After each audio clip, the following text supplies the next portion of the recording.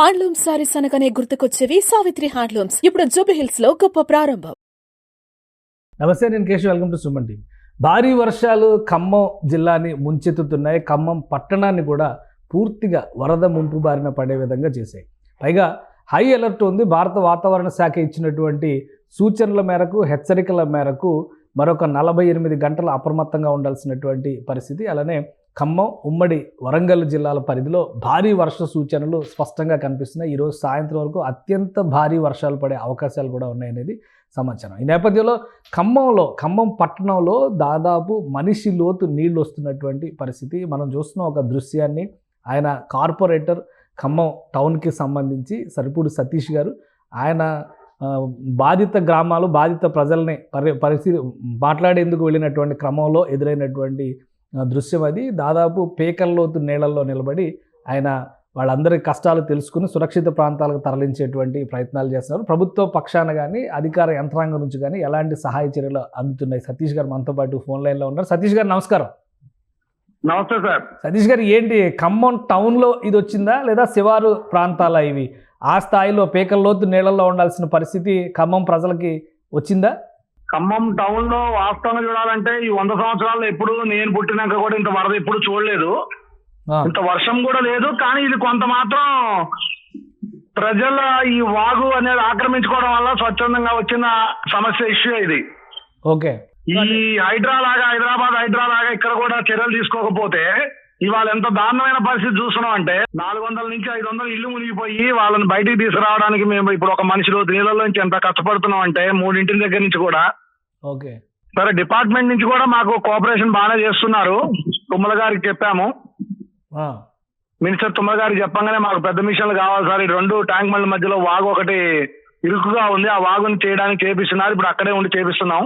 కానీ పెద్ద వరద రావడానికి ఇప్పుడు ఉన్నటువంటి ప్రాంతాలన్నీ కూడా చెరువులకి సంబంధించినటువంటి భూములు లేదా నదీ తీర ప్రాంతాల కబ్జా చేయడం వలన వచ్చినటువంటి పరిస్థితి. అదంతా కబ్జా చేయడం వల్లనే సగం ఒత్తిడి కబ్జా చేయడం వల్లనే వచ్చింది. నేను ఎప్పటి నుంచో చెప్తూనే ఉన్నాను, ఇలా వాగు పక్కన పర్మిషన్లు ఇవ్వకండి, వాగు పక్కన పర్మిషన్ ఇచ్చేసి ఎవరికి వాళ్ళు కట్టుకొని కొన్ని అధికారుల నిర్లక్ష్యం కొంత ఉంది దాంట్లో. ఇంకో భాగం ఏంటంటే పర్మిషన్ లేకుండానే కట్టుకుంటున్నారు మూర్ఖంగా. ఓకే. ఆ ప్రాంతంలో ఎన్ని కుటుంబాలు ఉన్నాయి? మీరు ఎంతమంది? ఈ రోజు ఒక్క నా 11వ డివిజన్ లోనే 450 కుటుంబాలు మునిగిపోయిన పరిస్థితి దారుణంగా. ఓకే. ఎప్పుడు అసలు నేను ఇక్కడే పుట్టి పెరిగాను కానీ ఎప్పుడు ఇంత వరద మేము ఎప్పుడు చూడలేదు అసలు. అంటే ఏంటి హెవీ రెయిన్స్ పడడమే రీజనా, లేదంటే వరద ఉధృతి పెరగడం వలన ఈ సమస్య వచ్చిందా? సగం హెవీ రెయిన్, సగం ఈ వాగు ఆక్రమణ గురి కారణం కూడా సగం.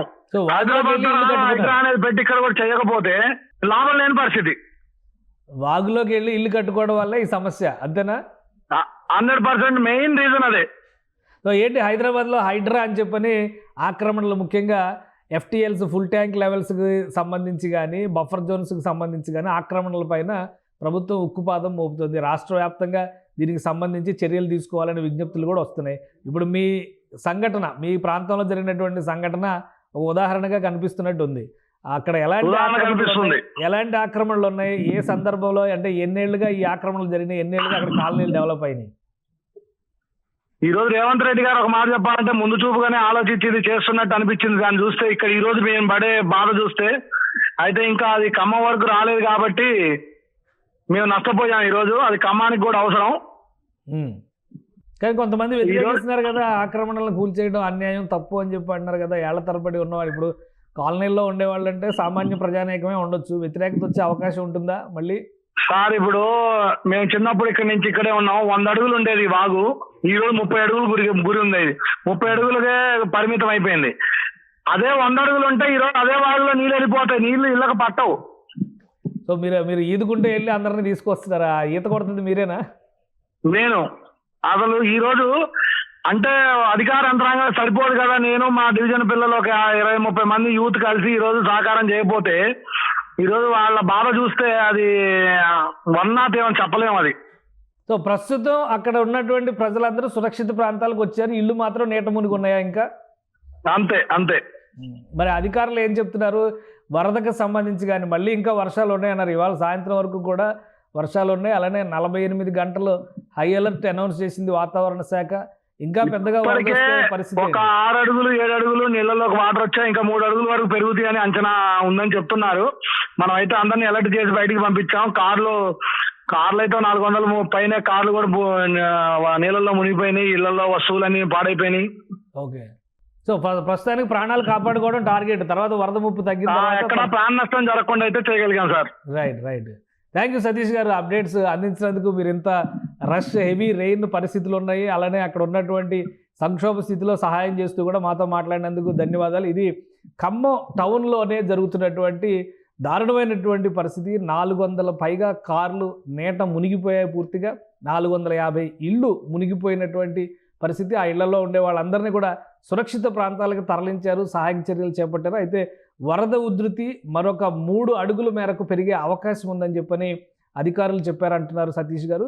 సో దీని ప్రకారం చూస్తే ఇంకా చుట్టుపక్కల గ్రామాల్లో కానీ కాలనీల్లో కానీ ఇంకా మరింత సమస్య జటిలమయ్యేటువంటి అవకాశం కనిపిస్తుంది. అయితే ప్రాణ నష్టం జరగకుండా ప్రస్తుతానికి జాగ్రత్తలు తీసుకుంటున్నారు. ఇక హైడ్రా ఉదంతంతో పోల్చి చూసినప్పుడు ఆక్రమణలు ఎలాంటి దారుణాలకు దారితీస్తాయో దానికి ఒక ఉదాహరణ ఖమ్మం టౌన్లో ఉన్నటువంటి కాలనీలు మునిగిపోవడం. ఇక్కడ చాలామంది ఇల్లు కొనుక్కోవడం, అక్రమంగా వీటికి పర్మిషన్స్ ఇవ్వడం, అక్కడే నివాసం ఉండడం. సో వాగులోకి వెళ్ళి నివాసం ఉంటున్న నేపథ్యంలో ఇప్పుడు వాగు మళ్ళీ ఇళ్లలోకి వచ్చినటువంటి పరిస్థితి.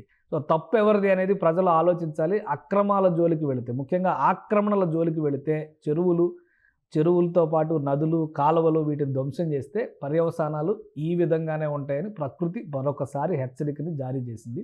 సో హైదరాబాద్ నగరంలో ఏదైతే జరుగుతుందో హైడ్రా రూపంలో తెలంగాణ వ్యాప్తంగా విస్తరిస్తేనే ఇటువంటి వాటిని అరికట్టగలమనేటువంటి మాట సతీష్ గారు చెప్తున్నారు. ప్రభుత్వం ఎలాంటి నిర్ణయం తీసుకుంటుందో వేచి చూద్దాం. కానీ ఈ 2 రోజులు మాత్రం ప్రజలందరూ అప్రమత్తంగా ఉండాల్సినటువంటి అవసరం కనిపిస్తుంది. సాయంత్రం వరకు ఉమ్మడి ఖమ్మం, వరంగల్ జిల్లాల్లో భారీ వర్షాలు నుంచి అత్యంత భారీ వర్షాలు పడేటువంటి అవకాశాలు ఉన్నాయి. 2వ తేదీన కూడా ఉత్తర తెలంగాణ పరిధిలో భారీ వర్ష సూచన ఉంది కాబట్టి హై అలర్ట్ తప్పనిసరి. సుమన్ టీవీలో మీ పర్సనల్ అండ్ బిజినెస్ ప్రమోషన్స్ కోసం కింది నెంబర్కి కాంటాక్ట్ చేయండి.